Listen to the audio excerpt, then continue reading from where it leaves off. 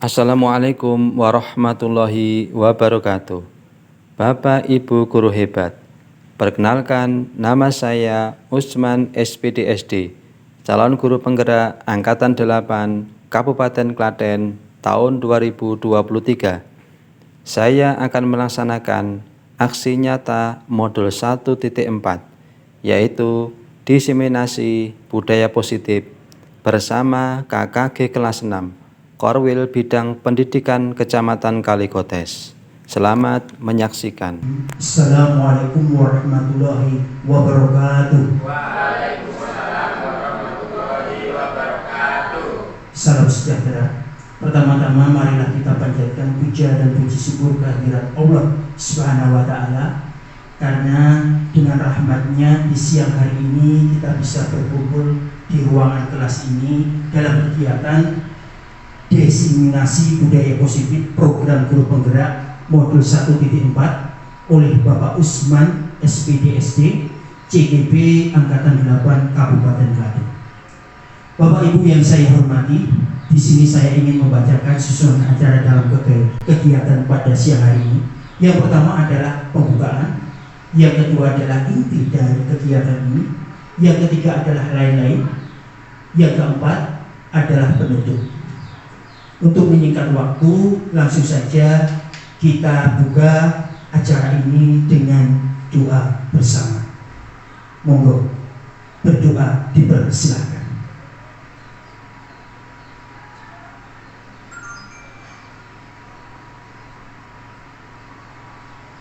Berdoa selesai. Untuk acara kedua, yaitu inti, yaitu diseminasi budaya positif yang akan diberikan oleh pemateri, yaitu Bapak Usman SPDSD. Beliau adalah guru di Korwil Pendidikan Kalikotes yang sudah mengabdi selama puluhan tahun, sejak tahun 2003 menjadi guru honorer, kemudian diangkat menjadi CPNS tahun 2014. Beliau mengabdi di SDN 2 Kerajaan Kecamatan Kalikotes. Untuk mempersingkat waktu, monggo wekdal kawula sumangga. Terima kasih kepada Bapak Imawan yang sudah memberikan waktu kepada saya. Perkenalkan dan mohon izin saya untuk berdiri, Bapak Ibu. Assalamualaikum warahmatullahi wabarakatuh.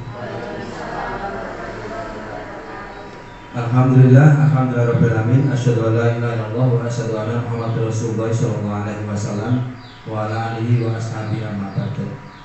Kepada Bapak Ibu guru KKG Korbidik Kecamatan Kalikotes yang kami hormati, pertama-tama marilah kita panjatkan puji dan syukur kita kehadirat Yang Maha Esa Allah Subhanahu wa Ta'ala atas semua karunia hidayah berupa rahmat nikmatnya.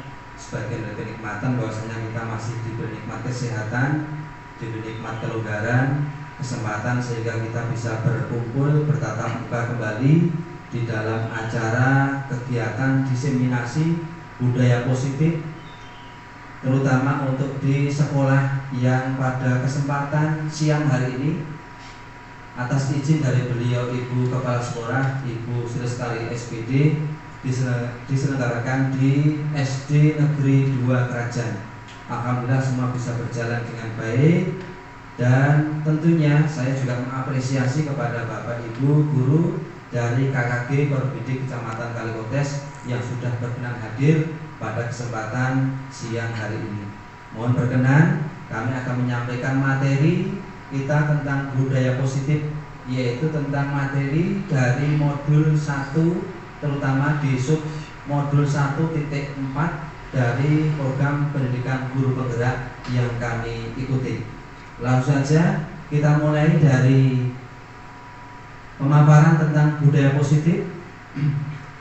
Pada kesempatan pagi siang hari ini Bapak Ibu, kami akan menyampaikan beberapa materi terkait dengan budaya positif. Di antaranya yaitu kita mulai dari materi pertama nanti adalah disiplin positif dan nilai kebajikan universal. Kemudian yang kedua teori motivasi, hukuman, dan penghargaan restitusi. Kemudian yang ketiga tentang keyakinan kelas. Ada juga yang mengatakan kesepakatan kelas, ini hampir sama Bapak Ibu. Dan untuk yang former biasa sudah ada implementasinya, sudah mulai diterapkan. Kemudian ada yang keempat kebutuhan dasar manusia dan dunia berkualitas. Kemudian yang kelima restitusi, tentang 5 posisi kontrol kita sebagai seorang guru. Nanti akan kita ulas bersama-sama di materi tersebut. Untuk di poin 5, apakah posisi kita untuk saat ini sebagai apa ketika kita berada pada 5 posisi kontrol tersebut. Kemudian yang keenam ada tentang restitusi, berhubungan dengan segitiga restitusi, di mana ini bisa kita praktekkan ketika nanti kita menemui ada beberapa permasalahan, ada beberapa kasus, ada beberapa mungkin sedikit kendala di dalam kegiatan belajar mengajar yang berhubungan dengan siswa-siswi kita. Nanti akan ada juga contoh video tentang praktek segitiga restitusi yang sudah pernah saya laksanakan di SD Negeri 2 Kerajaan. Selanjutnya Bapak Ibu, kita mulai untuk materi yang pertama terkait dengan makna kontrol yang berhubungan dengan budaya positif di materi kita yang pertama. Untuk makna kontrol menurut Dr. William Glasser dalam buku Kontrol Teori, makna kontrol itu adalah ilusi untuk mengontrol murid, sehingga kita sebagai seorang guru ini paling tidak kita bisa mengontrol murid kita. Akan tetapi di dalam kita mengontrol, kita harus tentunya bisa menerapkan posisi kita sebagai seorang guru. Kemudian yang kedua adalah ilusi bahwa semua penguatan efektif dan bermanfaat. Ketika kita sudah berperan sebagai seorang guru memberikan kontrol kepada anak didik kita, tentunya kita juga harus mengingat bahwasanya penguatan yang sudah kita berikan kepada anak tersebut itu apakah efektif dan bermanfaat atau tidak. Kemudian yang ketiga adalah ilusi bahwa kritik dan membuat orang merasa bersalah dapat menguatkan karakter. Ini nanti termasuk juga bisa kita terapkan, kita praktikkan nanti kalau kita sudah masuk di materi segitiga restitusi. Kemudian yang keempat itu adalah ilusi bahwa orang dewasa memiliki hak untuk memaksa. Ini biasanya tanpa kita sadari, terkadang kalau kita merasa lebih dewasa atau umur kita lebih banyak dibandingkan dengan adik kelas kita, terkadang kita itu punya hak untuk mengontrol seseorang, berkuasa untuk memaksa seseorang. Nah, ini termasuk ilusi dalam makna kontrol yang akan kita bahas untuk di siang hari ini. Berikutnya untuk makna kontrol ini akan saya tekankan Bapak Ibu terkait dengan apa yang menjadi pengalaman kita selama kita menjadi seorang guru di dalam kita memberikan pembelajaran. Perubahan paradigma stimulus respon tentang teori kontrol atau teori pilihan. Siapa sesungguhnya yang memiliki kontrol? Pada waktu mungkin kalau kita ini sebagai seorang guru, apalagi yang mohon maaf guru yang masih konvensional, guru yang masih kolot dengan paradigma lama Bapak Ibu. Posisi kontrol kita ini terkadang kita itu masih berada pada posisi ini, stimulus respon. Padahal kita harusnya untuk saat ini kita harus berada pada penerapan untuk teori kontrol atau pilihan. Sebagai contoh, kalau kita melihat dari ciri-cirinya, kalau kita ingin memberikan stimulus respon, di antaranya adalah kita mencoba mengubah orang agar berpandangan sama dengan kita. Terkadang kita sebagai seorang guru, tanpa kita sadari ketika memberikan materi, terkadang kita memaksa kepada anak ketika anak mungkin ada yang kritis untuk memberikan masukan atau mungkin memberikan pernyataan, atau mungkin ketika kita memberikan sebuah materi tapi ternyata meskipun jawabannya sama tapi langkahnya berbeda. Nah, ketika kita melakukan stimulus respon, terkadang kita nggak bisa menerima hasil dari apa yang disampaikan anak, karena kita memaksa supaya anak ini sesuai dengan teori kita. Ini berarti kita masih melakukan stimulus respon, yaitu kita mencoba mengubah orang agar berpandangan sama dengan kita. Padahal kita harusnya berusaha untuk memahami pandangan orang lain tentang dunia ini tentunya berbeda-beda. Pernah saya menemui demikian Bapak Ibu ketika saya memberikan materi, ketika saya masih di kelas 3, ada sebuah soal, kemudian anak ini bisa menjawab, hasilnya sama, hasil akhirnya sama, tapi langkahnya berbeda. kita nggak boleh menjudge Bapak Ibu. Ini salah karena langkahnya tidak seperti yang saya sampaikan. Karena kita harus menghormati, kita harus memahami bahwasanya pandangan orang lain itu berbeda-beda. Meskipun nanti hasil akhirnya juga sama. Kemudian perilaku buruk dilihat sebagai suatu kesalahan. Ketika anak berlaku buruk, baik itu di dalam kelas atau di luar kelas, terkadang kita melihat ini mesti sebuah kesalahan yang harus kita beri hukuman atau konsekuensi. Padahal kita posisinya seharusnya sekarang harus memahami bahwa semua perilaku itu memiliki tujuan. Baik itu perilaku yang baik atau perilaku yang buruk pun itu tentunya ada alasan dan juga punya tujuan. Kemudian yang ketiga adalah orang lain bisa mengontrol saya. Betul. Terkadang kita dulu berpikiran semacam ini, orang lain bisa mengontrol saya. Akan tapi untuk saat ini hanya Anda yang bisa mengontrol diri Anda. Harusnya kita punya kepercayaan diri, confidence untuk memotivasi diri kita sendiri. Jangan sampai kita itu dikontrol oleh orang lain. Kemudian saya bisa mengontrol orang lain dulu. Ketika mungkin kita kalau sebagai seorang guru merasa kita berada di kelas paling tinggi atau mungkin grup kita itu adalah paling tinggi, terkadang kita punya asumsi kita bisa mengontrol orang lain. Berarti kita masih menerapkan stimulus respon. Padahal kalau untuk teori kontrol untuk saat ini adalah Anda tidak bisa mengontrol orang lain, karena orang lain itu juga punya teori kontrol sendiri yang harus mereka terapkan. Kemudian pemaksaan ada pada saat bujukan gagal. Terkadang kalau kita membujuk seseorang kok ternyata kok gagal, kita kemudian muncul untuk sedikit pemaksaan agar anak ini turut patuh manut kepada kita. Terkadang kita tanpa kita sadari semacam itu Bapak Ibu ya, ketika menerapkan pembelajaran kepada anak-anak kita. Nah, padahal kita tentunya adalah menerapkan tentang kolaborasi, kemudian konsensus, menciptakan pilihan-pilihan baru. Anak-anak itu kan punya beberapa pilihan terkait dengan materi pembelajaran, metode pembelajaran, dan kita harusnya memberikan kesempatan untuk anak-anak untuk menciptakan pilihan-pilihan baru. Dengan cara bagaimana kita berkolaborasi dengan siswa. Kemudian model berpikir menang atau kalah, itu kalau stimulus respon. Kemudian kalau untuk teori kontrolnya adalah model berpikir menang. Jadi yang ada hanya kita berpikir untuk menang, semacam itu. Selanjutnya, nah berikutnya masih terkait dengan makna kontrol. Ini berhubungan adalah tentang nilai kebajikan universal. Nilai-nilai universal adalah sifat-sifat positif manusia yang merupakan tujuan mulia yang ingin dicapai setiap individu. Salah satu nilai-nilai itu yang kita kenal dengan nama profil pelajar Pancasila yang ada 6 dimensi. Insya Allah kalau untuk anak-anak setiap pagi, setiap tepuk, setiap yel-yel, setiap mau masuk, ini selalu kita tanamkan tentang profil pelajar Pancasila. Dan harapan kita adalah anak-anak itu juga bisa mengimplementasikan, bisa memiliki tentang karakter-karakter yang ada pada profil pelajar Pancasila, beriman dan bertakwa kepada Tuhan Yang Maha Esa dan berakhlak mulia. Seperti di kelas ini alhamdulillah itu sudah ada tentang profil pelajar Pancasila, kemudian berwawasan global, kemudian gotong royong, bernalar kritis, mandiri dan kreatif. Ini adalah merupakan bagian dari nilai-nilai kebajikan dari kebajikan universal. Kemudian makna kata disiplin.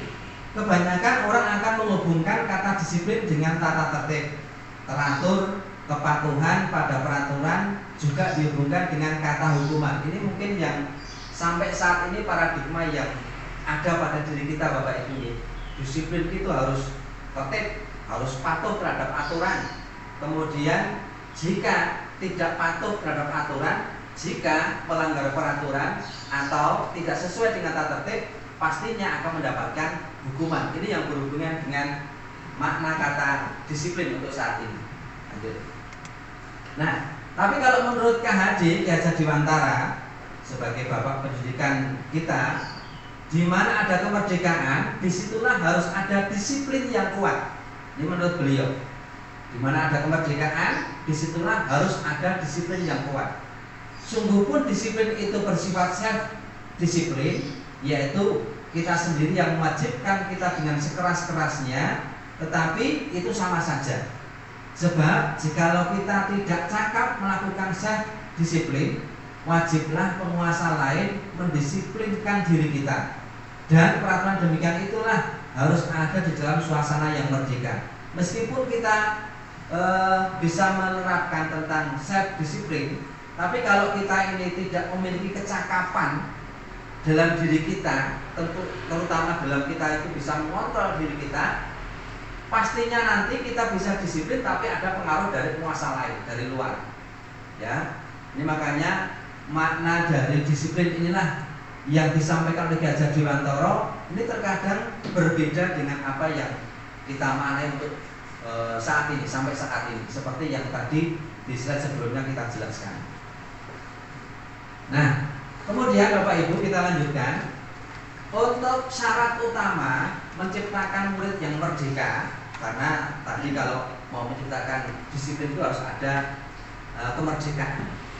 Nah, syarat utama menciptakan murid yang merdeka harus ada disiplin yang kuat. Yang dimaksud adalah disiplin diri. Jika kita tidak memilikinya, maka kita memerlukan pihak lain untuk mendisiplinkan kita. Ini bisa kita manis sebagai kesimpulan apa yang disampaikan oleh filosofi dari Ki Hajar Dewantara. Jadi ketika kita ini mau menciptakan murid ini menjadi merdeka, memiliki kebebasan yang positif, mereka bisa bereksplorasi Bapak Ibu, itu harus ada disiplin yang kuat yang ditanamkan kepada anak-anak. Makanya mulai dari saat ini kita harus membentuk karakter anak ini bisa disiplin. Mulai dari kelas kita bisa membentuk yang namanya kesepakatan kelas.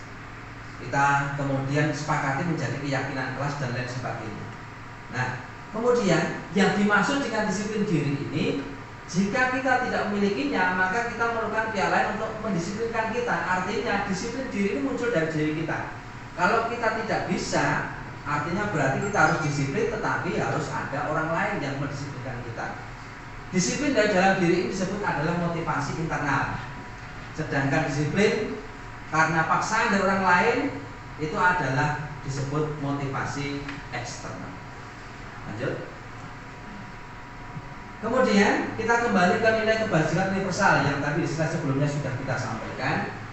Nilai kebajikan universal merupakan sifat positif manusia yang sebagai tujuan mulia yang ingin dicapai setiap individu. Hal ini seperti tertera pada tujuan profil pelajar Pancasila. Lanjut Mas, ini sama tadi tidak perlu saya jelaskan. Bapak Ibu kita lanjutkan. Untuk materi budaya positif untuk poin kedua, yaitu tentang teori motivasi, kemudian hukuman dan penghargaan restitusi.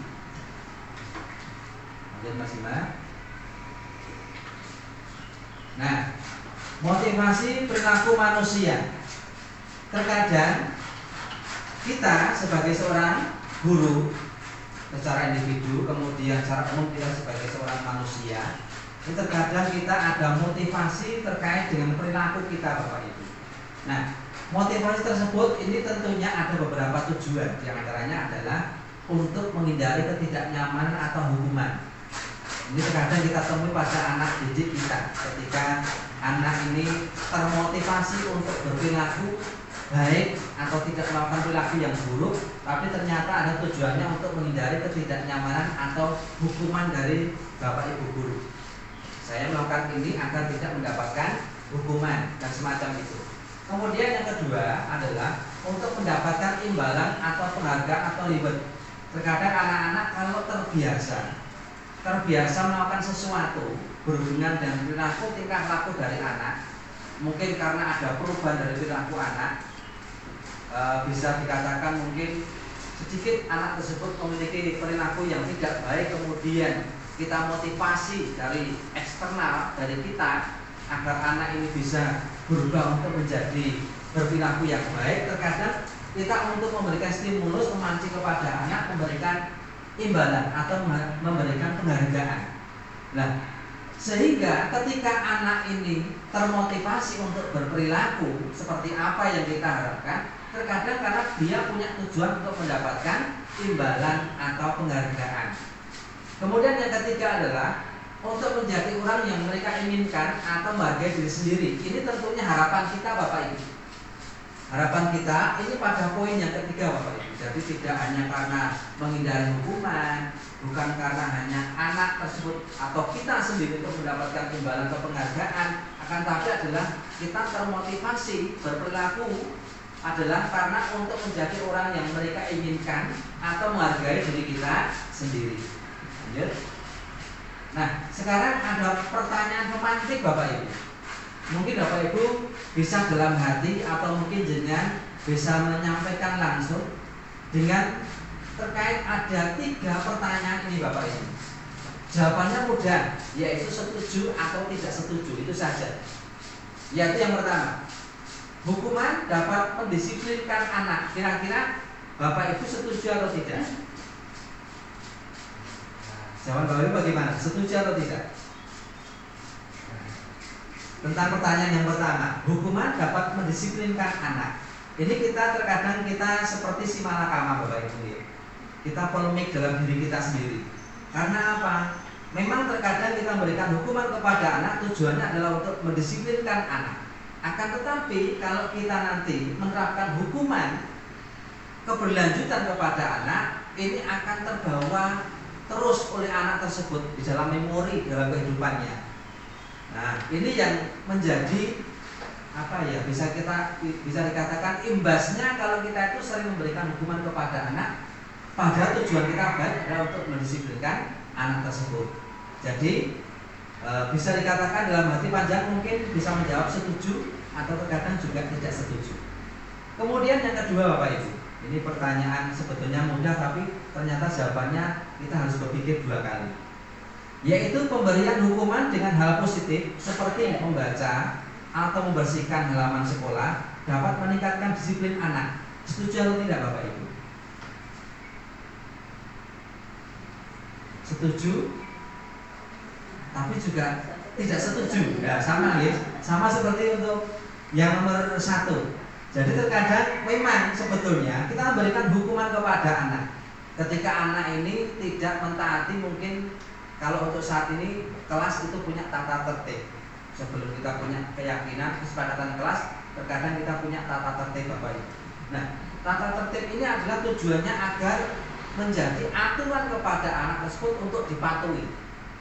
Ketika anak tidak patuh, artinya berarti anak tersebut tidak mentaati tata tertib atau peraturan, dan konsekuensinya kita memberikan hukuman. Nah, agar anak disiplin, kemudian kita terkadang memberikan hukuman, tapi hukuman dalam hal yang positif. Tidak seperti zaman kita dulu ketika kita masih sekolah di SD zaman dulu nih Bapak Ibu. Ketika kita melihat seorang guru itu adalah sebagai tokoh utama dalam pembelajaran, seorang tokoh yang digugu dan ditiru sebagai satu-satunya sumber ilmu. Kalau dulu kita berpendapat semacam itu, sehingga ketika kita melanggar, kita tidak patuh terhadap perintah, terhadap tata tertib, terhadap peraturan, tentunya guru selalu memberikan hukuman kepada kita. Itu mungkin karena warisan dari zaman pendidikan ketika di zaman koloni Bapak Ibu. Ya, ketika pemerintah Belanda menerapkan yang namanya trias politika, di antaranya adalah tentang education. Nah, kemudian yang ketiga adalah memberi penghargaan dapat meningkatkan motivasi belajar anak. Kira-kira panjenengan setuju atau betul? Ketika memberikan penghargaan dapat meningkatkan motivasi belajar anak. Setuju ya?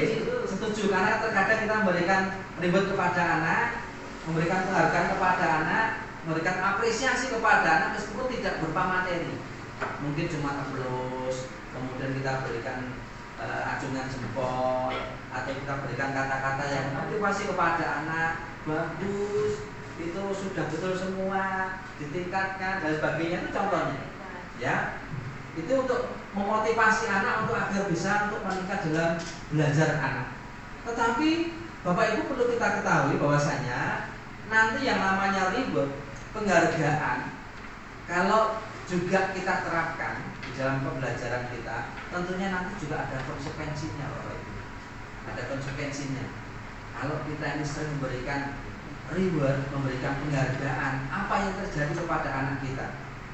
Yang kita khawatirkan adalah anak tersebut tidak akan termotivasi kalau tidak ada reward. Ini imbas yang tentunya tidak akan kita harapkan Bapak Ibu. Tapi meskipun demikian tujuan kita semuanya baik. Baik nomor 1 tentang hukuman untuk mendisiplinkan anak. Yang nomor 2 hukuman yang bersifat positif, tujuannya juga untuk mendisiplinkan anak. Kemudian yang ketiga tentang memberikan penghargaan, tujuan juga untuk motivasi belajar anak. Sebenarnya semua tujuannya juga baik, tapi semuanya ada konsekuensinya Bapak Ibu. Nanti akan kita lanjut di slide berikutnya. Monggo Pak Imam. Nah, ini yang berhubungan dengan beberapa poin dari pertanyaan pemantik tadi Bapak Ibu. Kita ambil yaitu tentang 3 pengertian hukuman, konsekuensi, dan restitusi. Hukuman itu adalah sesuatu yang menyakitkan terjadi. Mergone apa? Atau karena apa? Karena kita melakukan sebuah kesalahan. Kemudian bersifat mendadak, terkadang ada hukuman yang bersifat spontanitas. Sebagai contoh mungkin Bapak Ibu ketika memberikan pembelajaran ada anak yang terlambat. Ya, ada anak yang terlambat, kemudian jenengan berposisi sebagai seorang penghukum. Tahu-tahu langsung Bapak Ibu memberikan hukuman kepada anak. Kamu belajar di luar, kamu tidak boleh masuk, semacam itu. Itu termasuk hukuman Bapak Ibu. Nah, ini termasuk hukuman yang bersifat mendadak. Akan tapi tetap kalau dirasakan oleh anak adalah tentunya menyakitkan Bapak Ibu.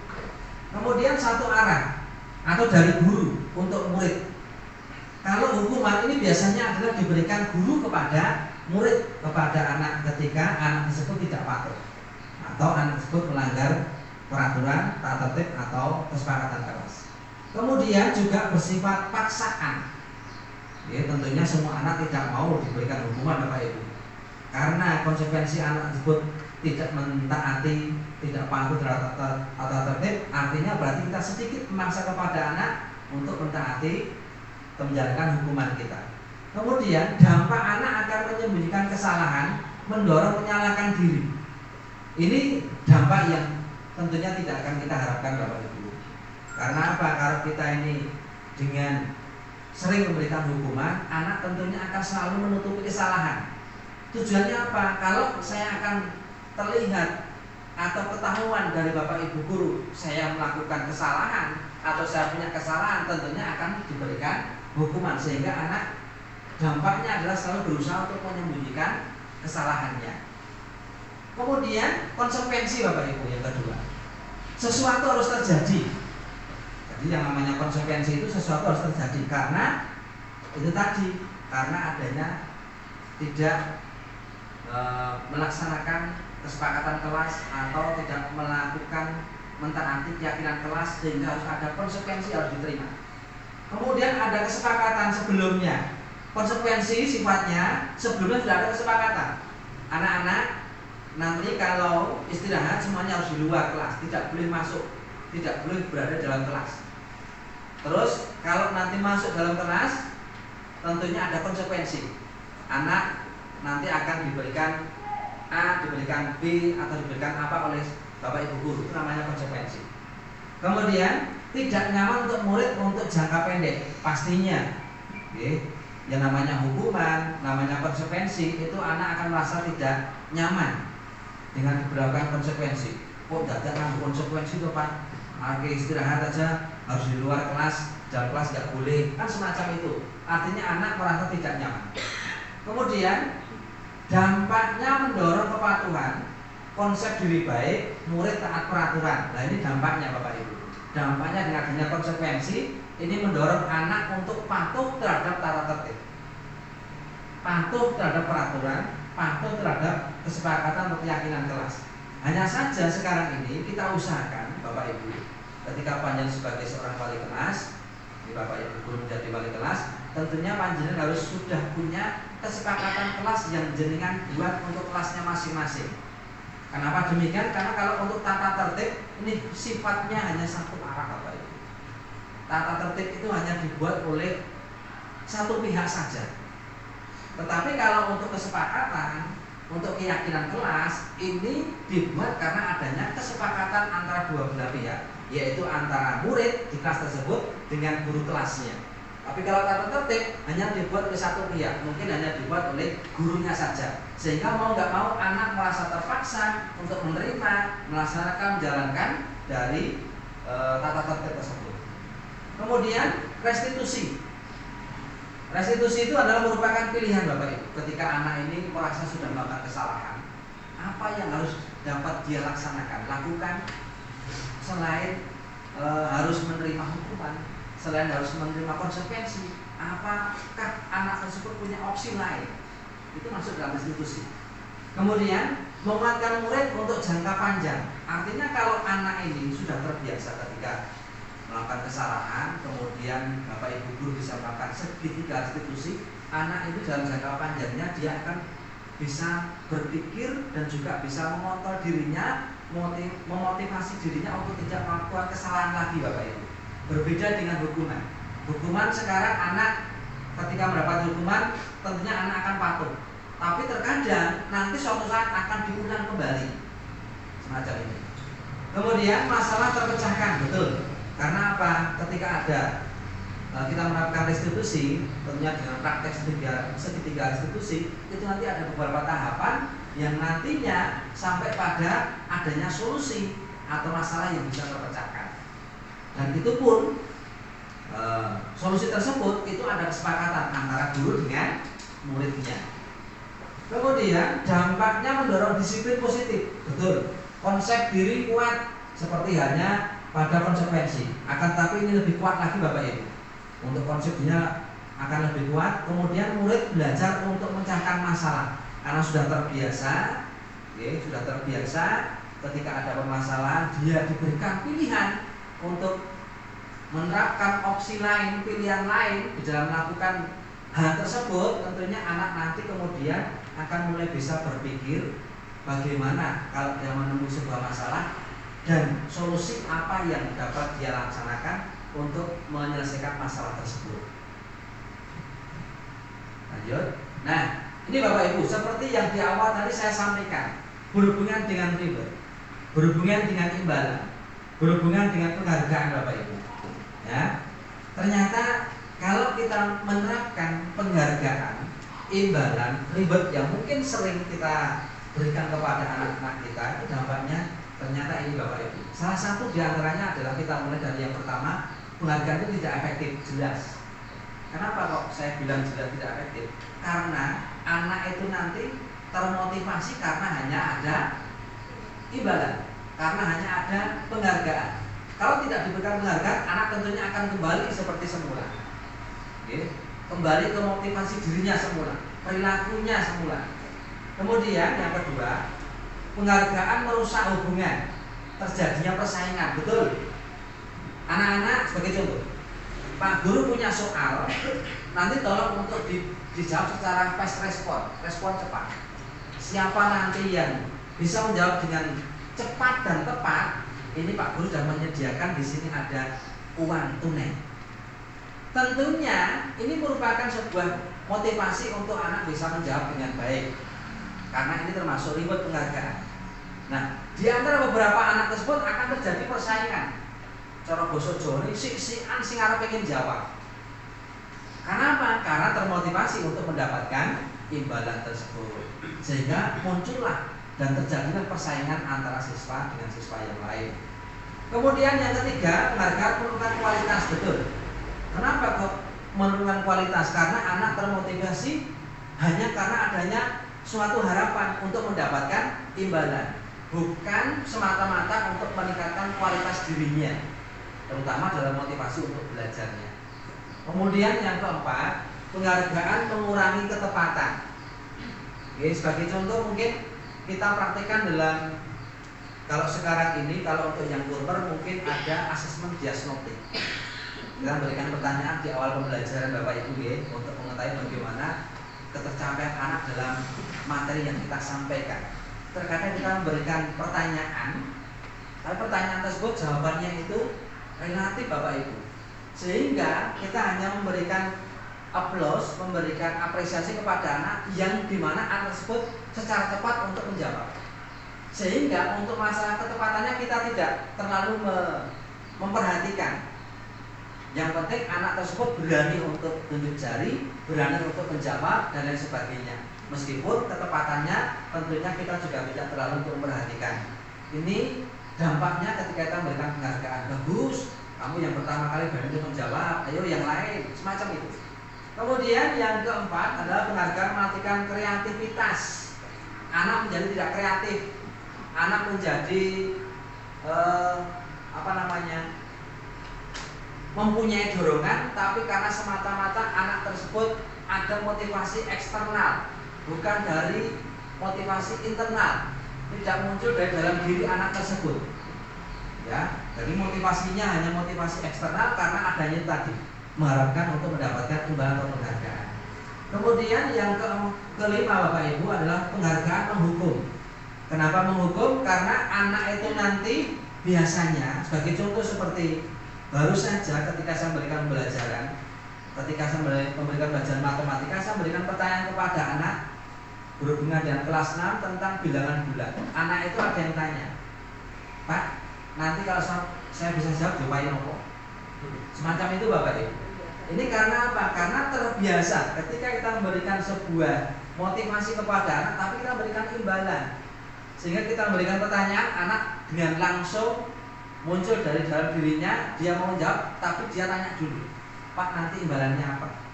Mungkin dibilangin apa Pak? Semacam ini contohnya Bapak Ibu ini. Sehingga ternyata penghargaan yang tadinya kita sebetulnya setuju untuk menerapkan agar motivasi anak ini muncul, ternyata ada dampaknya Bapak Ibu. Ada 5 poin ini yang perlu kita perhatikan. Restitusi. Sekarang restitusi Bapak Ibu. Tadi terkait dengan 3 poin materi. Untuk yang kedua tadi tentang hubungan, kemudian konsekuensi, sekarang restitusi. Restitusi merupakan proses kolaboratif yang mengajarkan murid untuk mencari solusi masalah dan membantu murid berpikir tentang orang seperti apa yang mereka inginkan dan bagaimana mereka harus memperlakukan orang lain.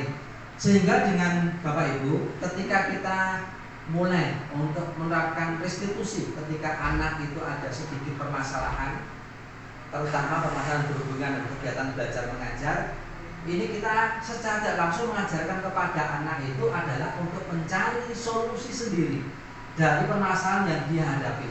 Sebagai contoh saja, ketika jenengan punya murid, terkadang murid itu sering berangkat terlambat. Nah, jenengan bisa menerapkan posisi segitiga restitusi untuk bisa memecahkan masalah yang sedang dialami anak tersebut. Jangan kita langsung memposisikan diri kita sebagai seorang penghukum dan lain sebagainya. Tetapi tentunya kita harus melakukan pendekatan terlebih dahulu dengan segitiga restitusi. Kenapa kok anak ini bisa berangkat sekolah kok terlambat? Apakah permasalahannya? Kemudian apakah anak ini juga merasa bahwa anak ini sudah bersalah? Kemudian solusi apa yang bisa dia terapkan selain dia harus melakukan kesalahan tersebut dan lain sebagainya? Ini bisa kita berlakukan dengan menerapkan segitiga restitusi. Nah, kemudian restitusi bukan untuk menebus kesalahan, namun belajar dari kesalahan agar nantinya tidak mengulangi kesalahan yang sama. Memperbaiki hubungan, tentunya kalau mungkin ada permasalahan dengan guru, dengan antar siswa, atau mungkin dengan orang tua sendiri, ini bisa kita perbaiki dengan restitusi. Kemudian sebuah tawaran, bukan paksaan. Biasanya Bapak Ibu guru ketika melakukan restitusi, coba nak, kamu punya tidak solusi atau cara lain agar kamu mendapatkan perhatian dari teman-teman kamu selain kamu ketika belajar sering mengganggu teman-teman kamu ketika pembelajaran. Semacam itu. Artinya berarti kita memberikan tawaran kepada anak untuk muncul motivasi diri untuk mempunyai pilihan lain. Pilihan-pilihan lain yang dapat dilakukan tanpa ada paksaan dari seorang guru. Kemudian fokus pada solusi dan karakter, bukan tindakan. Mengembalikan murid yang bersalah pada kelompoknya. Selanjutnya Bapak Ibu, terkait dengan materi budaya positif untuk yang ketiga yang akan saya sampaikan untuk di siang hari ini adalah tentang keyakinan kelas. Bapak, simak. Keyakinan kelas adalah nilai-nilai keselamatan yang disebut keyakinan, yaitu nilai-nilai kebajikan universal yang disepakati secara tersirat maupun tersurat. menekankan pada keyakinan seseorang akan lebih memotivasi seseorang dari dalam diri. Jadi sifatnya kalau untuk keyakinan kelas ini kita bentuk menjadi sebuah keyakinan karena hasil dari kesepakatan antara bapak ibu guru sebagai wali kelas dengan siswa-siswi, dengan murid.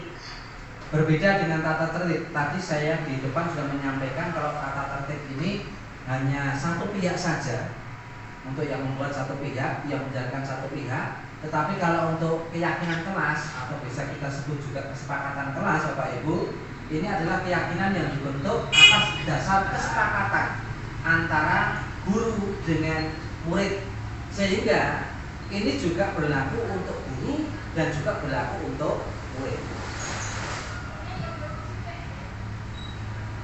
Pembentukan keyakinan kelas bersifat lebih abstrak daripada peraturan.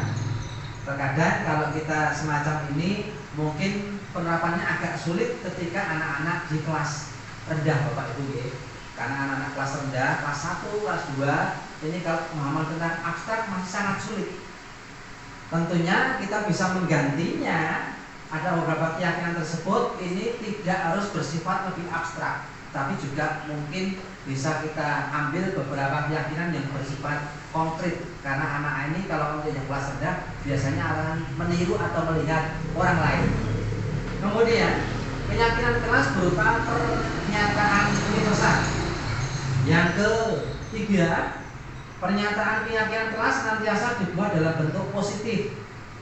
Kita juga bisa membuat keyakinan kelas, Bapak Ibu, dengan cara menggali tata tertib atau peraturan yang ada di kelas masing-masing kelas. Dari beberapa tata tertib atau peraturan yang ada dalam kelas tersebut, ini bisa kita rubah menjadi keyakinan kelas. Kenapa demikian? Karena biasanya kalau untuk tata tertib ini sifatnya, kalau dalam bahasa Indonesianya ini sering menggunakan kalimat negatif. Kalau untuk tata tertib sering menggunakan kalimat negatif. Nah, kalau itu kita gali, kita ambil, kita terapkan itu dari tata tertib atau peraturan yang tadinya ada dalam kelas tersebut, tentunya adalah kita senantiasa merubahnya menjadi dalam bentuk positif. Minimal dari kata-kata atau kalimat negatif itu kita rubah menjadi kalimat positif. Contoh, dilarang membuang sampah di kelas. Bisa kita rubah menjadi kalimat positif, menjaga kebersihan kelas. Salah satu contohnya Bapak Ibu, mungkin jenengan akan lebih paham lagi ketika jenengan berada di kelasnya masing-masing. Kemudian keyakinan kelas sebenarnya tidak terlalu banyak agar mudah dihafal. Enggak usah terlalu banyak-banyak. Apalagi kelasnya rendah, Bapak Ibu. Enggak usah terlalu banyak. Sekiranya anak itu bisa melaksanakan kesepakatan tersebut. Kemudian keyakinan kelas sebaiknya sesuatu yang dapat diterapkan di lingkungan tersebut. Makanya harus diterapkan. Kalau kelas rendah ya jangan dibuat sama dengan keyakinan kelas yang ada di kelas tinggi. Ataupun sebaliknya, kelas tinggi kenapa mengambil keyakinan kelas yang ada di kelas rendah? Tentunya itu tidak sesuai, tidak proporsional dengan perkembangan dari anak tersebut. Selanjutnya, semua warga kelas hendaknya ikut berkontribusi dalam pembuatan keyakinan kelas lewat kegiatan curah pendapat. Pernah kemarin untuk di kelas 6 saya terapkan, ini anak-anak saya berikan kesempatan untuk curah pendapat, untuk menyampaikan pendapatnya dengan saya menggunakan sticky note. Pakai sticky note boleh. Jangan sampaikan dan berikan kepada anak-anak. Silakan anak-anak untuk menulis kira-kira apa menurut anak-anak kesepakatan kelas yang harus kita terapkan menjadi keyakinan kelas untuk kelas kita, semacam itu. Jadi kita menggali dari anak-anak, kita ajak untuk berkontribusi. Kemudian dapat ditinjau dari waktu ke waktu. Kalau tidak relevan, silahkan bisa dirubah. Semacam itu Bapak Ibu untuk keyakinan. Tapi berbeda dengan tata tertib. Jenengan mungkin bisa mirsani di bank data dari zaman jenengan sekolah mungkin sampai sekarang, apakah ada perubahan? Sepertinya tidak. Ya, karena sudah bertahun-tahun seperti yang disampaikan oleh Pak Bima tadi, saya mengajar WB mulai dari 2003 sampai dengan saat ini ketika memasang, menempelkan bank data, tata tertib yang ditulis tersebut dari dulu sampai sekarang tidak ada perubahan. Tapi kalau kita melakukan kesepakatan kelas, keyakinan kelas dapat ditinjau dari waktu ke waktu. Kok ini nggak relevan ya? Sudah tidak relevan, bisa kita ubah sesuai dengan kesepakatan. Kemudian materi budaya positif berikutnya Bapak Ibu, yang nomor 4 adalah terkait dengan kebutuhan dasar manusia dan dunia berkualitas. Apa saja kebutuhan dasar manusia itu? Lanjut. Kebutuhan dasar manusia itu Bapak Ibu diantaranya adalah yang pertama, kebutuhan untuk bertahan hidup. Semuanya tanpa terkecuali. Ya, kita punya kebutuhan dasar, bahwasanya kita berusaha bagaimana kita dapat untuk bertahan hidup. Kalau dalam pembelajaran mungkin kita bisa menyampaikan kepada anak-anak bahwasanya yang namanya makhluk hidup itu punya kebutuhan hidup. Ada kebutuhan pokok, ada kebutuhan sekunder, ada kebutuhan tersier. Semuanya adalah berlaku karena untuk memenuhi kebutuhan kita untuk dapat bertahan hidup. Kemudian yang kedua adalah kebutuhan kasih sayang dan merasa diterima. Ini semua juga punya tentunya.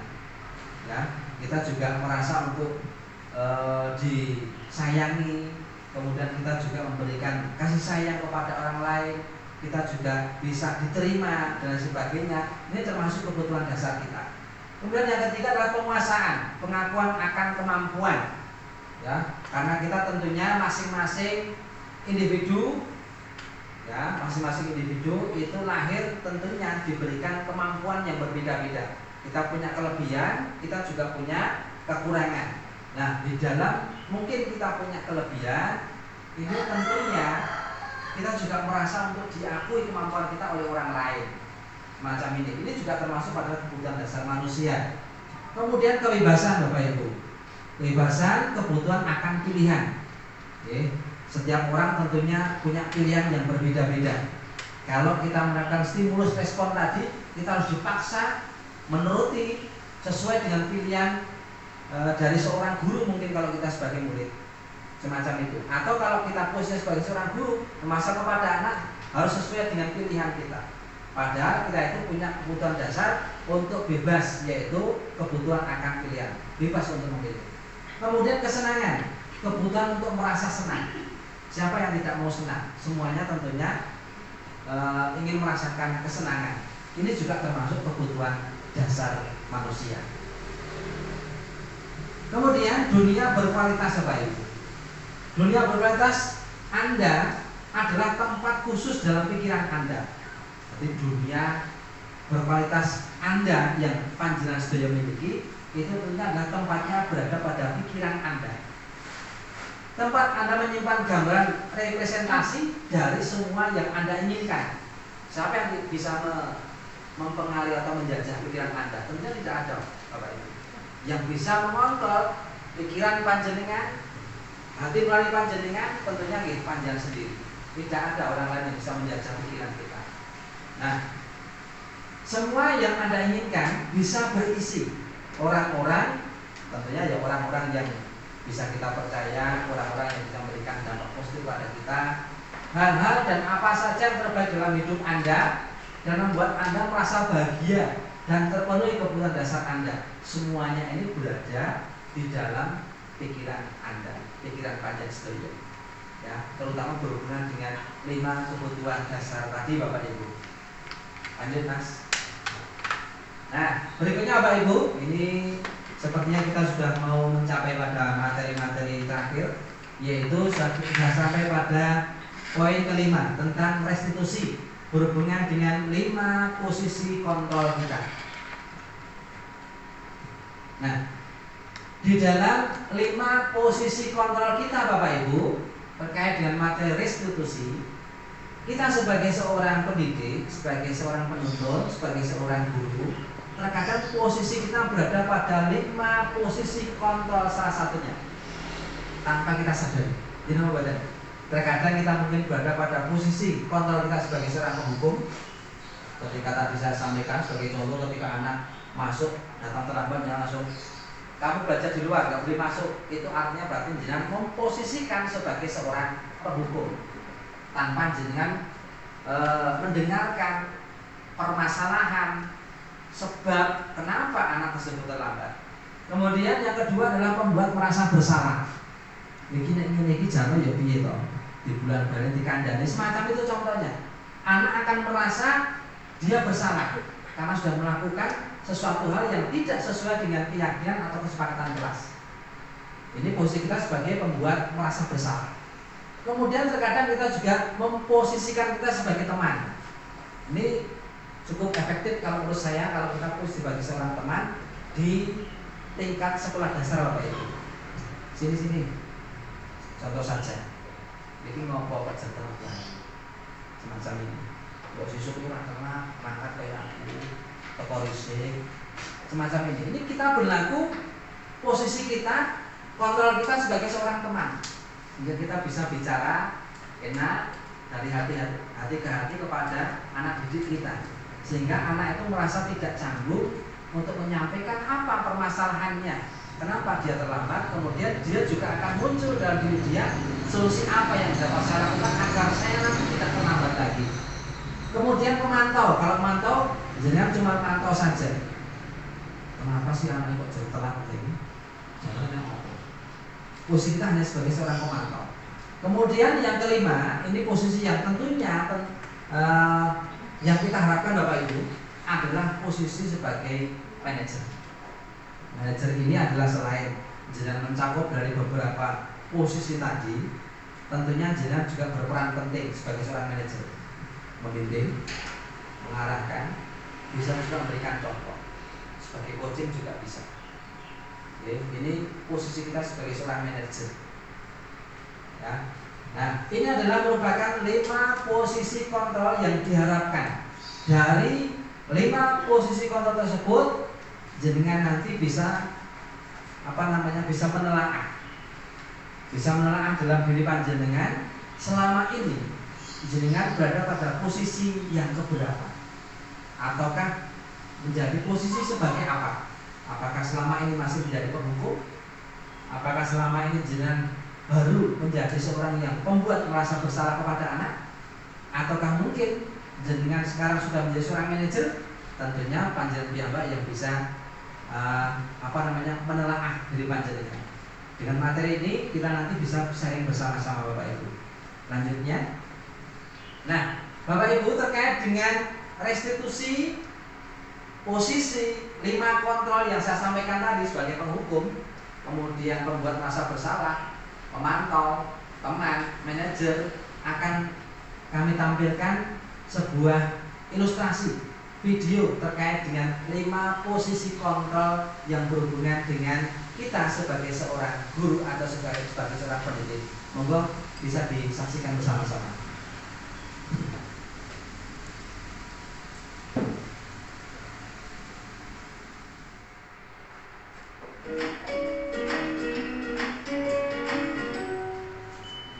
Salam bahagia Ibu dan Bapak Guru hebat. Dalam penerapan disiplin positif restitusi, salah satu program yang dikembangkan adalah 5 posisi kontrol. 5 posisi kontrol dalam restitusi adalah proses perjalanan seorang pendidik agar dapat mengenali dirinya. Pada video kali ini, kita akan membahas tentang 5 posisi kontrol yang dikembangkan oleh Diane Dawson dan contoh penerapannya.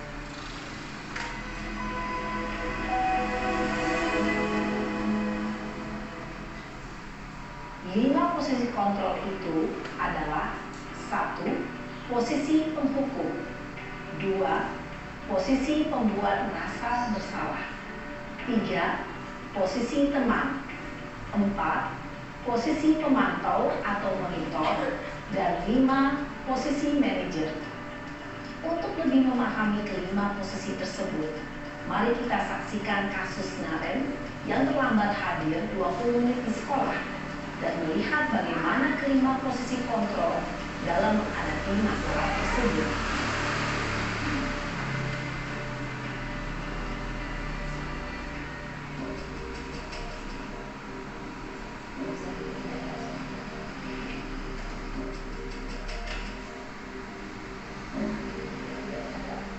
Naren!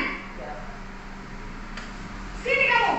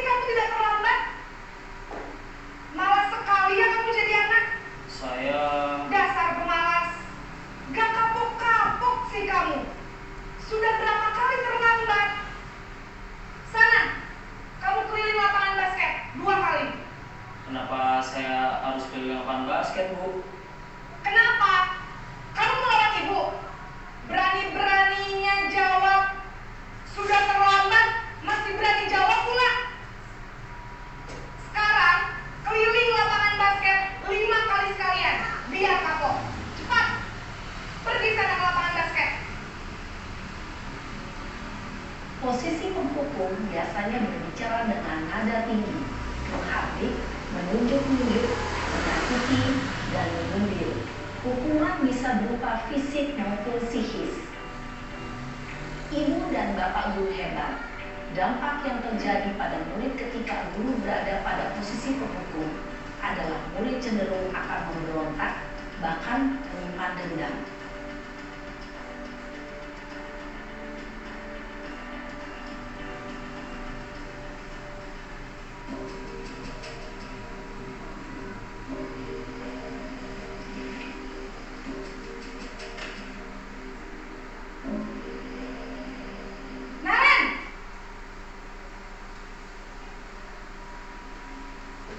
Selamat pagi, Bu. Naren, kamu kenapa terlambat lagi, nak? Ya Tuhan, Naren, kamu senang ya bikin ibu susah ya? Kalau kamu terlambat lagi, nanti ibu yang ditegur bapak kepala sekolah, nak. Disangka ibu tidak bisa membina kamu. Duh, gimana ini? Maaf, Bu. Duh, Gusti Naren, kamu suka ya kalau ibu ditegur bapak kepala sekolah? Terus, sekarang ibu harus tulis apa ya di buku absen? Ini kamu sudah sering terlambat loh. Ibu harus apa coba? Maaf, Bu. Maaf sekali. Ya sudah, lain kali jangan bikin ibu susah lagi ya, nak ya. Ibu tidak akan kuat lagi kalau kamu begini terus. Bisa jantungan kalau ibu ditegur bapak kepala sekolah. Sana cepat ke kelas. Maaf ya, Bu. Maaf sekali. Posisi pembuat rasa bersalah berbicara dengan nada tenang, cenderung lembut, namun kata-kata yang dikatakan membuat murid merasa menjadi orang yang gagal, memandang buruk dirinya sendiri, merasa tidak berharga, dan tidak sanggup membahagiakan orang lain. Ketika guru mengambil posisi pembuat rasa bersalah, murid akan menganggap dirinya yang bersalah dan ia akan menyimpan emosi negatif tersebut di dalam dirinya.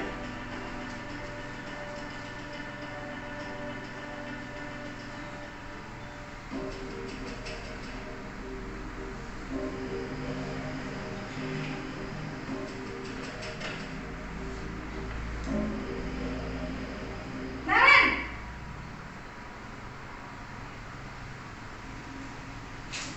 Selamat pagi, Bu. Wah, sudah jam berapa ini, nak? Terlambat lagi ya, sayang. Iya, Bu. Habis ibu saya lupa bangunkan saya, Bu. Kamu malah menyalahkan ibu kamu. Kamu bukannya anak yang larinya paling kencang. Kok terlambat sih? Iya, Bu. Saya memang terlambat bangun tadi. Jadi, biarpun saya lari kencang, tetap gak kekejar, Bu. Ya sudah sana. Nanti lain kali larinya lebih kencang lagi ya. Biar gak terlambat lagi. Bikin seneng ibu. Demi ibu. Bisa kan? Bisa lah, Bu. Ya sudah sana masuk kelas.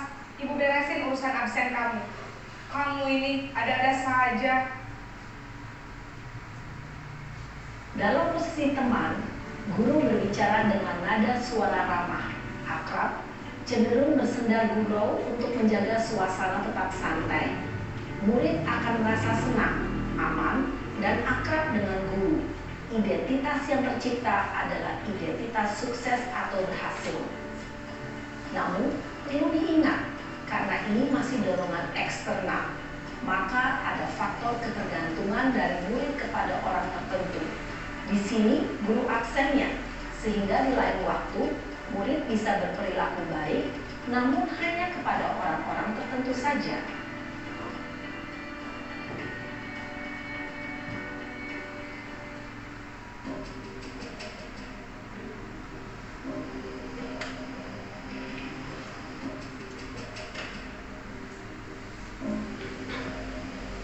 Naren!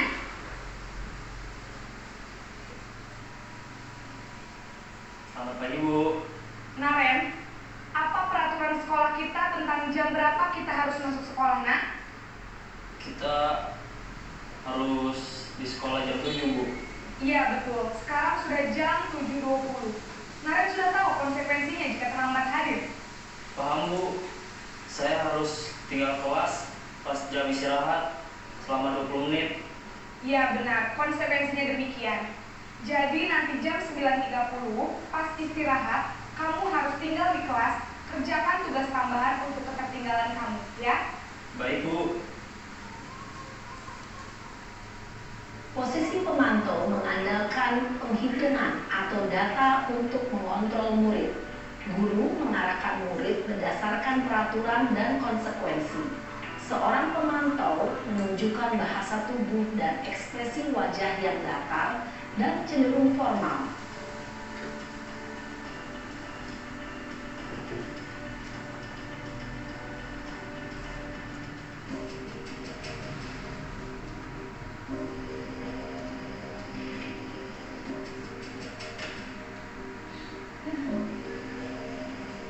Naren!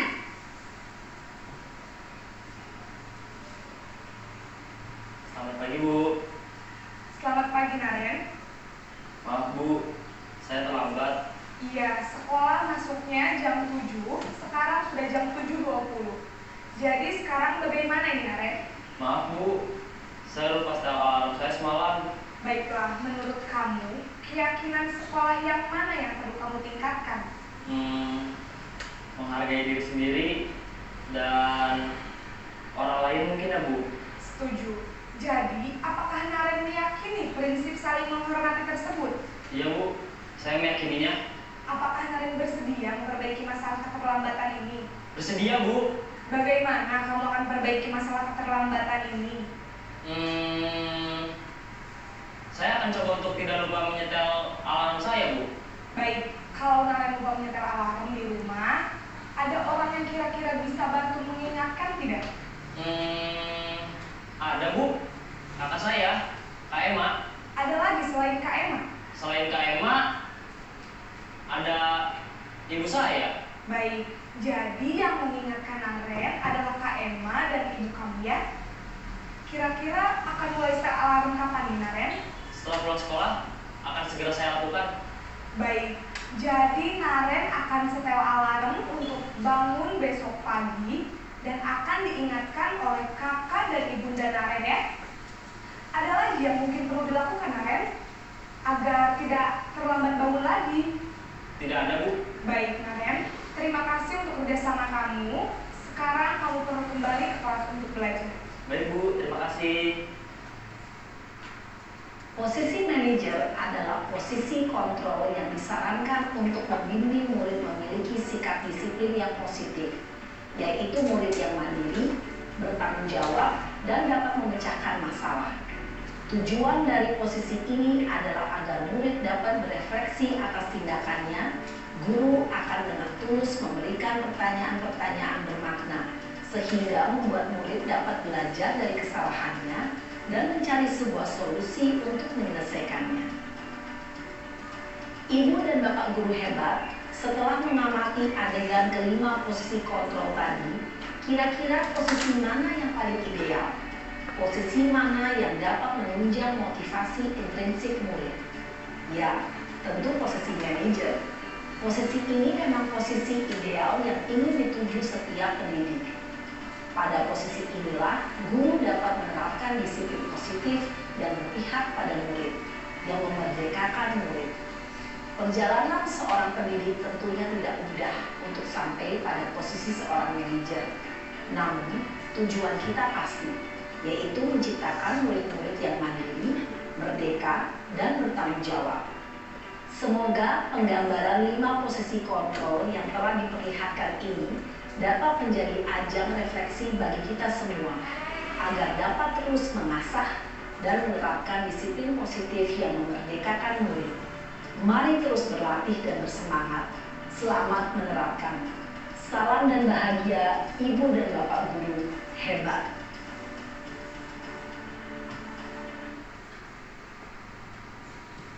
Ya, demikian Bapak Ibu tentang video berhubungan dengan posisi kita ketika berada pada 5 posisi kontrol. Tadi dalam video sudah ditayangkan bagaimana ketika kita menjadi seorang penghukum, menjadi seorang pemantau atau monitor, kemudian menjadi seorang yang membuat merasa bersalah, selanjutnya menjadi seorang teman, dan yang terakhir adalah ketika kita menjadi seorang manajer. Dijelaskan tadi kesimpulan dari beberapa posisi tersebut adalah idealnya kita sebagai seorang guru, tentunya kita berusaha untuk menjadi seorang manajer. Meskipun di dalam proses tahapan kita untuk menjadi seorang guru yang berposisi kontrol pada seorang manajer, tentunya tidak mudah Bapak Ibu. Meskipun demikian, kita bisa menerapkan, paling tidak mulai dari saat ini, sekarang ini, kita mungkin bisa menerapkan, mengimplementasikan terkait dengan praktek segitiga restitusi seperti ini. Lanjut Pak. Ini Bapak Ibu, untuk materi terakhir kita yaitu berhubungan dengan restitusi, yaitu segitiga restitusi. Nah, dalam gambar tersebut Bapak Ibu itu dijelaskan adanya posisi ketika kita menjalankan praktek segitiga restitusi. Itu yang pertama adalah kita menstabilkan identitas. Setiap orang pasti pernah melakukan kesalahan. Kamu bukan satu-satunya yang pernah melakukan ini. Ini merupakan salah satu kalimat-kalimat pemantik yang dapat kita sampaikan kepada anak ketika anak ini punya masalah atau bermasalah, atau bisa dikatakan punya kasus yang berhubungan dengan pembelajaran. Dalam kita menstabilkan identitas, kita bisa memberikan pertanyaan semacam ini, penguatan semacam ini. Tidak apa-apa, setiap orang itu pasti melakukan kesalahan. Pak guru pun juga pernah melakukan kesalahan. Saya juga paham, semacam itu. Kamu bukan satu-satunya yang pernah melakukan ini, dan lain sebagainya. Ini adalah posisi kita ketika menstabilkan identitas. Kemudian yang kedua, tahapan yang kedua Bapak Ibu, itu adalah validasi tindakan yang salah. Mungkin bisa menggunakan kalimat semacam ini. Kamu tentu punya alasan mengapa melakukan ini. Sebagai contoh, ketika panjenengan menghadapi anak yang terlambat datang ke sekolah, mungkin bukan cuma 1 atau 2 kali, mungkin sering semacam ini. Mungkin jenengan setelah menstabilkan identitas, kemudian menerapkan yang kedua adalah tanpa tindakan yang salah, jenengan nanti akan bisa memberikan masukan kepada anak, boleh bertanya kepada anak, kenapa kok kamu sampai saat ini saya lihat, saya amati kok sering datang terlambat. Tentunya ada alasan kenapa kok kamu datang terlambat. Ini anak akan bisa menjelaskan apa alasannya. Seperti tadi, untuk di posisi manajer ini digali dulu, distabilkan identitasnya, kemudian divalidasi tindakan yang salah. Anak kemudian menyampaikan apa alasannya kenapa dia datang terlambat. Kemudian setelah itu, kemudian bisa panjenengan dengan memberikan pertanyaan, adakah cara yang lebih efektif untuk mendapatkan apa yang kamu butuhkan? Ada cara yang lain tidak? Ada solusi yang lain tidak? Agar kamu nanti tidak terlambat datang ke sekolah selain kamu seperti ini. Semacam ini berarti jenengan pada posisi validasi tindakan yang salah. Kemudian yang ketiga adalah menanyakan keyakinan. Di dalam kita menanyakan keyakinan kelas apa yang telah disepakati. Nah, sebelum berarti kita menerapkan hal ini Bapak Ibu, tentunya kita dalam kelas juga sudah harus membuat keyakinan kelas. Bersama-sama dengan anak, jenengan membuat kesepakatan untuk dijadikan keyakinan kelas. Seperti tadi disampaikan, kenapa kalau kamu datang terlambat, saya datang terlambat, keyakinan kelas apa kira-kira yang tidak kamu jalankan? Ya, seperti dalam video tadi. Atau mungkin karena kasus yang lain, kasus mungkin anak yang sering mengganggu ketika pembelajaran, ganggu teman-temannya, ganggu anak yang lain ketika proses pembelajaran. Tentunya dia juga punya alasan kenapa kok sering ganggu, kenapa dia selalu aktif ketika dalam pembelajaran, tetapi aktif yang tidak baik, tidak positif, mengganggu temannya sedang memperhatikan pembelajaran. Kemudian kamu ingin menjadi orang yang seperti apa? Dikuatkan. Setelah diyakinkan dengan keyakinan kelas yang sudah dibuat, kemudian juga kita motivasi, kita berikan pilihan. Kira-kira anak tersebut nantinya setelah sudah ada kesepakatan dari keyakinan kelas yang sudah diterapkan dalam kelas tersebut, kemudian kita tanyalah, kamu ingin menjadi orang seperti apa? Nantinya kamu kalau sudah mengetahui yang semacam ini, kemudian kamu juga sudah berusaha untuk mencari solusi yang lainnya, sepertinya apa yang kamu inginkan lagi? Kamu ingin menjadi orang seperti apa lagi? Nah, semacam ini adalah merupakan tahapan dari seketika restitusi yang mungkin bisa akan kita terapkan. Sebagai salah satunya adalah yang pernah saya lakukan di dalam menangani kasus anak yang ketika di dalam pembelajaran sering mengganggu teman-teman yang lain dengan alasan bertanya atau minta tolong dan sebagainya, tapi intinya adalah sering mengganggu teman-temannya. Ada alasan pastinya kenapa dia sering mengganggu. Silakan, mungkin bisa ditayangkan videonya.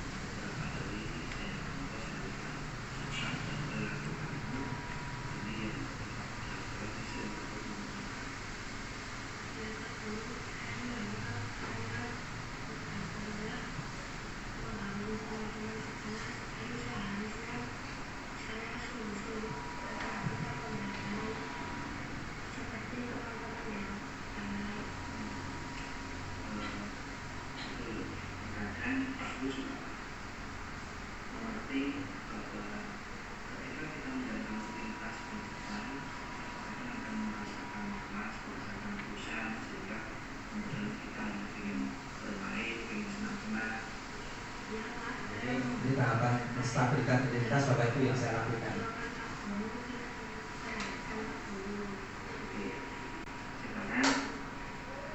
Yang penting anak sudah paham, sudah mengerti, dan sudah ingin berusaha untuk memperbaiki diri, sudah masuk pada validasi tindakan yang salah. Aku tentunya juga ingin tahu kenapa kamu ketika berada dalam kelas ini kok sering bertemu teman-teman ketika pembelajaran dan sebagainya. Ini apa alasan?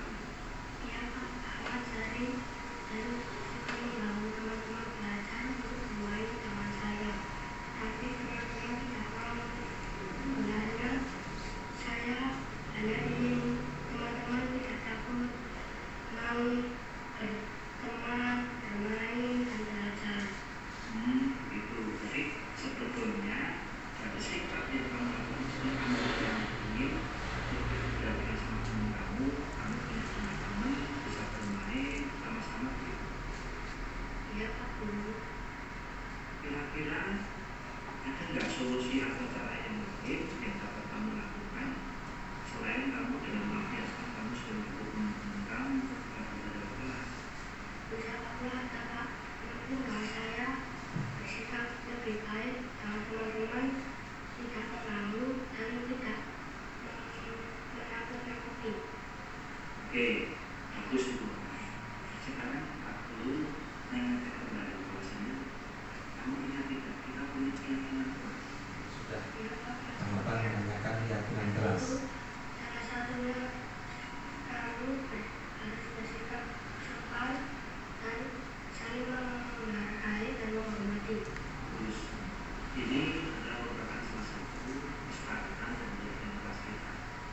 Dan aku yakin sebetulnya kamu nanti cerdas kalau kamu mau sungguh-sungguh. Dan tentunya kamu kalau mau berusaha, kamu nanti juga menjadi anak yang lebih perhatian, lebih disiplin, lebih tertib. Nanti teman-teman kamu juga akan senang. Ya Pak Guru, saya akan berusaha mengubah diri saya lebih baik, lebih menghormati orang lain. Oke, itu contohnya tetap semangat dan aku yakin kamu pasti bisa. Dan nantinya kalau kamu sudah bisa menugaskan teman-teman kamu juga bisa melakukan. Insya Allah siap Pak. Terima kasih Pak Guru. Nah, itu Bapak Ibu sedikit video yang bisa kami sampaikan terkait dengan apa yang sudah saya terapkan di dalam penerapan segitiga restitusi, di dalam saya menerapkan budaya positif yang ada pada penanganan anak-anak didik saya ketika menemui beberapa kasus, terutama di SDN 2 Praja ini. Mungkin itu yang bisa kami sampaikan Bapak Ibu tentang diseminasi budaya positif dari materi pertama sampai akhir. Tentunya saya merasa masih banyak kekurangan kesalahan. Untuk itu atas semua kesalahan dan kekurangan dari saya mohon maaf yang sebesar-besarnya. Demikian dari saya, mungkin nanti bisa lanjut di sesi berikutnya. Terima kasih. Assalamualaikum warahmatullahi wabarakatuh.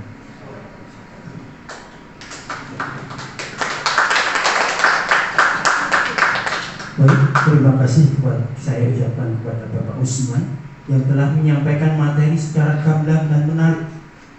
Baiklah Bapak Ibu, kita lanjutkan untuk sesi yang ketiga, yaitu sesi lain-lain yang diisi dengan sesi tanya jawab. Untuk sesi tanya jawab ini kami buka 3 pertanyaan. Monggo saya persilakan. Monggo untuk pertanyaan yang pertama kami persilakan kepada Ibu Edi. Monggo. Baik, terima kasih.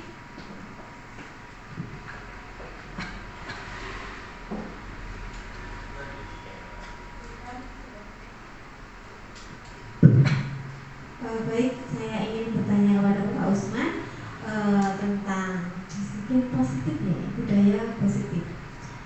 Apakah penentuan keyakinan kelas efektif untuk diterapkan di kelas panjenengan seperti itu? Terima kasih. Terima kasih, pertanyaan yang luar biasa dari Ibu Eti tentang keyakinan kelas yang saya terapkan apakah sudah efektif untuk di kelas saya. Mohon izin untuk berdiri sebentar. Bahwasanya keyakinan kelas yang sudah saya buat bersama-sama dengan anak mengawali di tahun pelajaran baru ini, alhamdulillah saya menilai dalam diri saya sendiri dan juga sudah saya sampaikan kepada Bapak Ibu guru rekan jawab yang lain, ini bisa dikatakan penerapannya sudah efektif karena dari keyakinan kesepakatan kelas yang tadinya dibuat bersama dengan anak, kesepakatan bersama-sama dengan anak, ini adalah hasil dari curah pendapat yang disampaikan oleh anak-anak tersebut. Sehingga apa yang disampaikan tentunya anak-anak sudah punya konsekuensi untuk bisa menjalankannya. Sehingga bisa kami katakan bahwasanya keyakinan kelas yang sudah saya buat alhamdulillah sudah berjalan efektif. Terima kasih Bu Eti. Terima kasih kepada Ibu Eti yang sudah memberikan pertanyaan. Kemudian untuk pertanyaan selanjutnya, yaitu pertanyaan kedua, kami persilakan kepada Bapak Hilmi. Monggo. Sebelumnya terima kasih Pak Dimas selaku moderator atas waktu yang diberikan. Sebelumnya saya mau terima kasih Pak dari SNT 3 Jalur Sentral. Ingin mengucapkan terima kasih kepada Pak Usman atas pemaparan terkait budaya positif yang disampaikan tadi, luar biasa, sangat bermanfaat bagi kami guru-guru, khususnya guru-guru kelas yang menghadapi murid banyak di pagi, sangat bermanfaat sekali.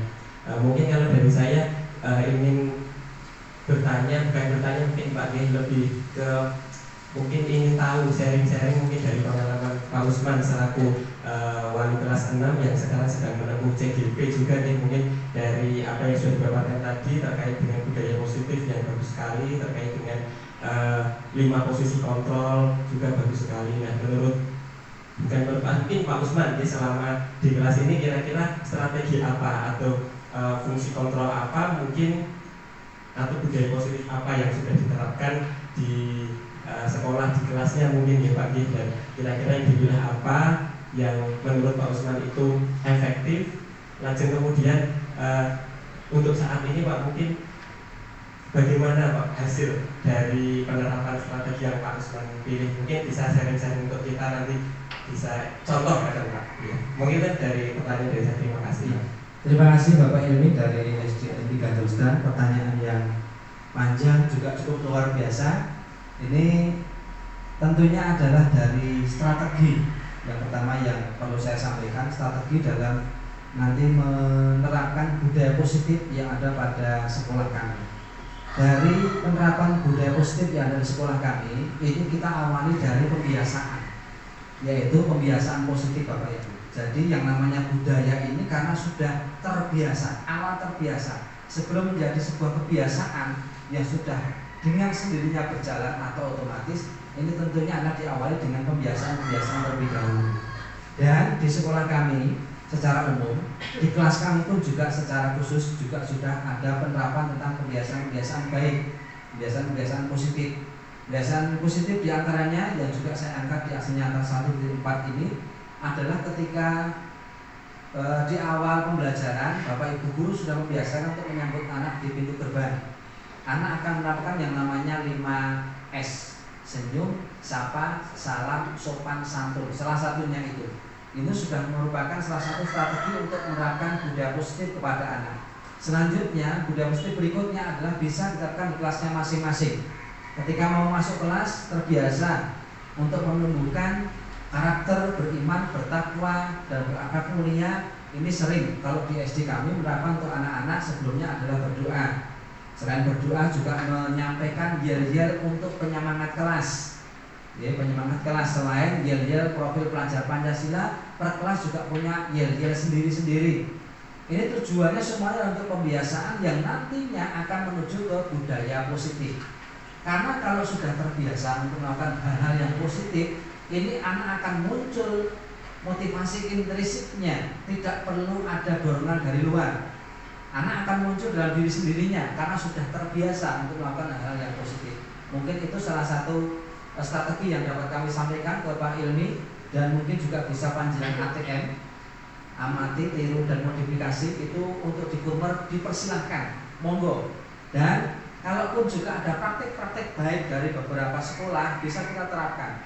Termasuk kami juga menerapkan praktek-praktek baik yang diadopsi dari beberapa sekolah-sekolah yang sudah berkembang. Seperti kemarin ketika didapat ada Bapak Ibu guru yang menyampaikan adanya program pemimpin sehari untuk menumbuhkan karakter pemimpin seorang murid. Salah satunya adalah dalam keseharian anak-anak ini tidak harus ketua kelas atau wakil ketua kelas yang menjadi pemimpin di dalam pembelajaran di kelasnya masing-masing. Tentunya adanya giliran bergantian untuk menjadi pemimpin sehari itulah nantinya semua anak punya kesempatan untuk menumbuhkan, untuk menampilkan motivasi dirinya dan pendidikan budaya positif yang sudah dia laksanakan selama ini di sekolah, sehingga bisa dikatakan alhamdulillah meskipun belum dikatakan sempurna, belum dikatakan bagus, tapi kita sudah menuju untuk perubahan untuk menjadi menerapkan budaya positif. Demikian Pak. Terima kasih Pak. Iya, terima kasih. Mungkin ada lagi Bapak Ibu monggo. Bu Nani.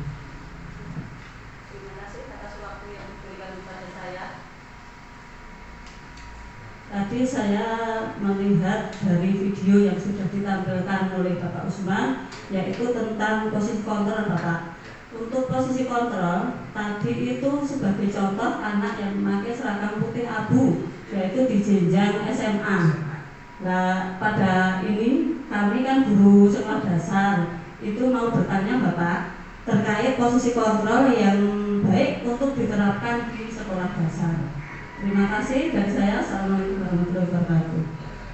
Terima kasih Bu Naning atas pertanyaan tentang terkait posisi kontrol kita setelah melihat tayangan video tadi. Memang dalam tayangan video tadi adalah anak jenjang usia SMA. Apakah dari penerapan 5 posisi kontrol tersebut ini bisa diterapkan bagi kita untuk Bapak Ibu guru di tingkat sekolah dasar?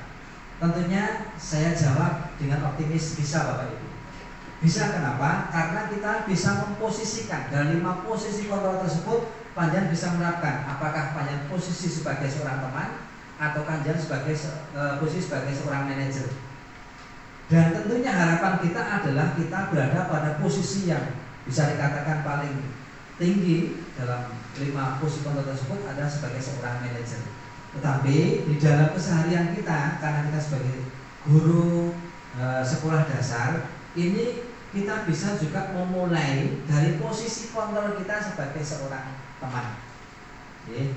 Sebagai seorang teman, karena kalau anak-anak sekolah dasar ini tentunya ketika anak ini mau menyampaikan alasan, mau mencari solusi dan lain sebagainya, mau mengutarakan apa yang menjadi alasan, tentunya harus kita berikan stimulus, tentunya harus kita pancing, tentunya harus kita pantik agar anak kemudian bisa menyampaikan kenapa alasannya dia melakukan hal ini, melakukan hal tersebut dan lain sebagainya. Ini bisa kita terapkan ketika kita menjadi posisi kontrol sebagai seorang teman, sehingga anak ini merasa tidak canggung, tidak terbatasi, sehingga anak akan bisa mengungkapkan apa yang menjadi alasan, kemudian anak juga bisa terbantukan untuk mencari solusi. Di posisi manajer tadi juga luar biasa Bapak Ibu, karena selain juga mencapai sebagai seorang teman, seorang pemantau dan sebagainya, itu juga bisa menjadi seorang coaching, yaitu memberikan solusi, kemudian juga memberikan pengarahan di dalam melaksanakan atau melakukan solusi atau jalan keluar dalam memecahkan masalah tersebut. Ini juga bisa memberikan pengarahan, ini juga berfungsi sekaligus menjadi seorang coaching. Ini posisi kita di manajer. Tentunya yang paling ideal kalau kita bisa adalah di posisi manajer Bapak Ibu. Mungkin itu yang bisa kami sampaikan. Mungkin ada lagi, kalau tidak ada mungkin bisa kita tutup sesinya. Tidak ada lagi. Terima kasih Bapak Ibu. Demikian, kalau ada kekurangan dari saya untuk menjawab pertanyaan dari Bapak Ibu, tentunya karena keterbatasan saya, sekali lagi mohon maaf yang sebesar-besarnya. Waktu saya kembalikan kepada moderator Bapak Imam. Terima kasih. Ya, terima kasih kepada Bapak Usman yang telah menyampaikan materi dengan sangat luar biasa, ya. Dimana kita bisa menyimpulkan bahwasanya kita sebagai guru, ya, kita sebagai guru itu merasa tertampar sekali dengan apa yang dipaparkan oleh Bapak Usman tadi. Dimana kalau pembelajaran terdahulu itu hukuman penghargaan itu sebagai hal yang lumrah, hal yang biasa. Tetapi setelah Pak Usman ini memaparkan, ternyata hukuman penghargaan itu malah menimbulkan dampak yang kurang bagus bagi pendidikan, terutama pembelajaran bagi anak-anak. Baiklah Bapak Ibu yang saya hormati, dari materi yang telah disampaikan Pak Usman, yaitu diseminasi budaya positif, kita bisa mengambil suatu kesimpulan bahwa ada 5 posisi kontrol kita sebagai guru. Yang pertama adalah sebagai penghukum, apakah sebagai pembuat merasa bersalah. Yang ketiga sebagai teman. Yang keempat pemantau atau monitor. Yang kelima, yang terakhir adalah sebagai manajer. Tentu saja posisi yang paling ideal kita sebagai guru adalah sebagai manajer, yaitu kita bisa mendisiplinkan murid itu tentu saja disiplin yang positif. Baiklah Bapak Ibu guru, dari ini semuanya kita sebagai guru bisa menanamkan motivasi kepada murid untuk menjadi orang yang mereka inginkan dan menghargai diri sendiri dengan nilai-nilai yang diyakini atau dipercaya oleh murid. Bapak Ibu guru yang saya hormati, one by one, satu demi satu, sesi demi sesi sudah kita lalui. Tak terasa kita sudah memasuki sesi yang terakhir, yaitu sesi penutup. Untuk itu saya sebagai moderator meminta maaf bila dalam acara ini ada kurang lebihnya atau tutur kata yang dari saya yang kurang berkenan kepada Bapak Ibu semuanya. Saya mohon maaf sekali lagi. Untuk itu sesi yang terakhir yaitu penutup, langsung saja kita isi dengan doa bersama. Doa dipersilakan.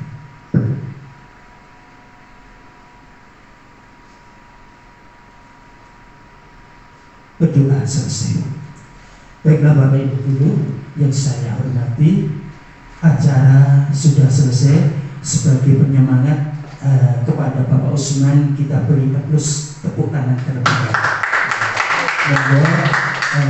Yang mau pulang, saya ucapkan semoga dalam perjalanan nanti pulang bisa bertemu dengan keluarga masing-masing, suang-suang sampai di rumah dalam keadaan sehat walafiat tanpa gangguan apapun. Dari saya cukup sekian. Wassalamualaikum warahmatullahi wabarakatuh.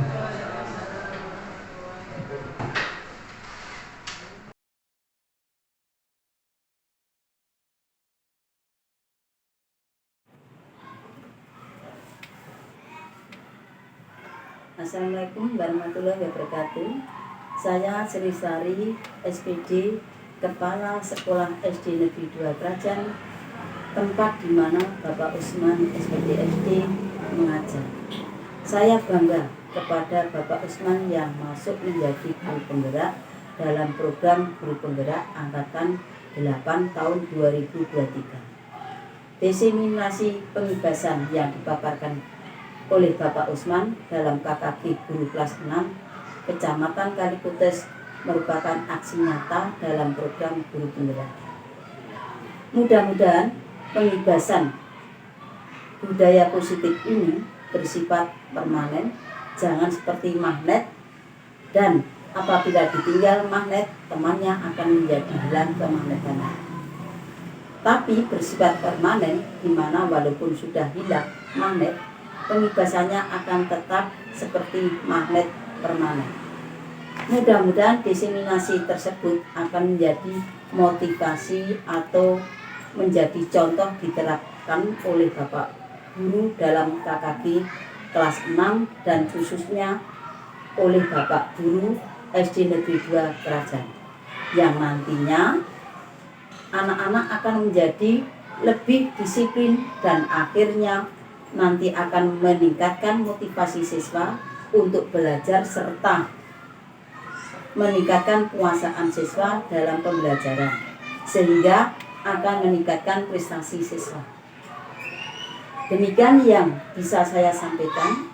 Tetap semangat untuk Pak Usman dalam menyelesaikan program Guru Penggerak.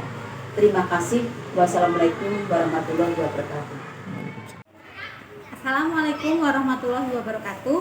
Saya Dewi Rastini SPD yang merupakan rekan sejawat dari Bapak Usman SPD SD dalam KKG Guru Kelas 6 Kecamatan Kalikotes. Menurut saya, dari apa yang sudah dipaparkan oleh Bapak Usman mengenai budaya positif itu sangat bagus untuk diterapkan di sekolah, terutama mengenai disiplin positif untuk siswa. Karena masih banyak siswa di sekolah yang disiplinnya karena faktor ekstrinsik, bukan karena dari dalam dirinya atau intrinsik. Kita sebagai guru menjadi tahu bagaimana kita memposisikan diri kita terhadap siswa. Apa kita sebagai pemberi hukuman, sebagai pembuat rasa bersalah, atau sebagai pemantau, ataukah sebagai teman, ataupun sebagai seorang manajer. Kemudian, bagaimana cara kita menanamkan perilaku disiplin intrinsik di dalam diri siswa dan juga diri kita sendiri. Semoga dengan adanya diseminasi ini, kita bisa terapkan di lingkungan sekolah secara bersama-sama untuk membentuk siswa-siswi yang berkarakter sesuai dengan harapan kita. Sekian dari saya, kurang lebihnya mohon maaf. Wassalamualaikum warahmatullahi wabarakatuh.